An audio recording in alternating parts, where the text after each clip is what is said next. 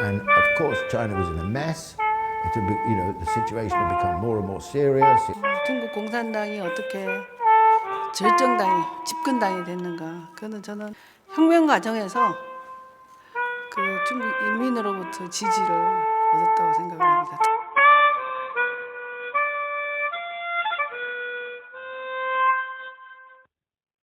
One would be that in order to develop the country, it was necessary to get rid of landlordism. It was necessary to protect the borders of the country from foreign aggression. And it was necessary to develop industry. But there's a more fundamental reason. It's a question of national survival. And of course, China was in a mess. The situation had become more and more serious. It was becoming increasingly fragmented. It was invaded by Europeans, Japanese, and so on. So you have this period of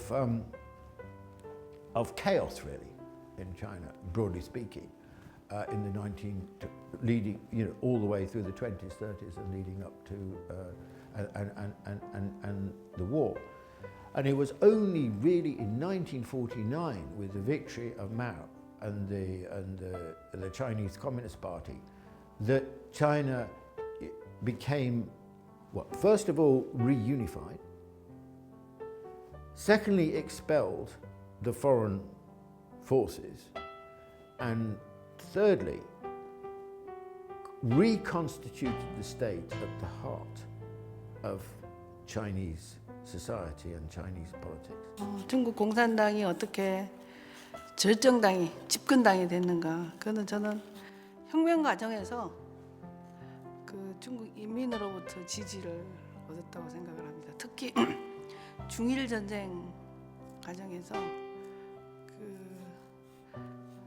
일본의 그 항일 전쟁에 가장 적극적으로 공산당이 동참했고, 그 과정에서 중국 국민들의 지지를 얻어내서 최종적으로 최후의 성자가 되지 않았나 생각을 하고요. 그런 점에서 중국 공산당의 그 중국인들로부터 정통성은 혁명을 승리로 이끌었다는 그게 아닐까 그렇게 생각을 합니다. I think the clearest is actually in the struggle against Japan, which is of course the reason why the Chinese Communist Party came to power. The leaders of the Kuomintang cooperated de facto in the situation where they did not see the main thing as to defeat Japan. They deployed their troops against the communists. When Japan was defeated, they appointed collaborators to take over important positions of power. The leadership was entirely corrupt and in relations with the Kuomintang, and that was why it was thrown out.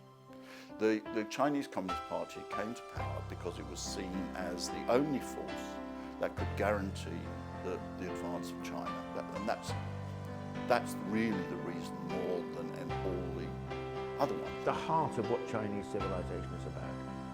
Unity is an absolute sort of cornerstone of China over a very long historic, hundreds and hundreds and hundreds of years.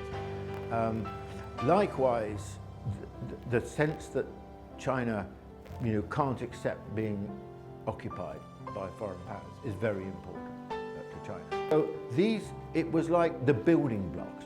Mao restored the building blocks, if you like, put the modern building blocks in place for China. I think that the 1978 experience was on the shoulders, if you like, of the 1949 transformation. Without the expulsion of the foreign invaders, the reunification of China and the reconstitution of the state, that would not have been possible.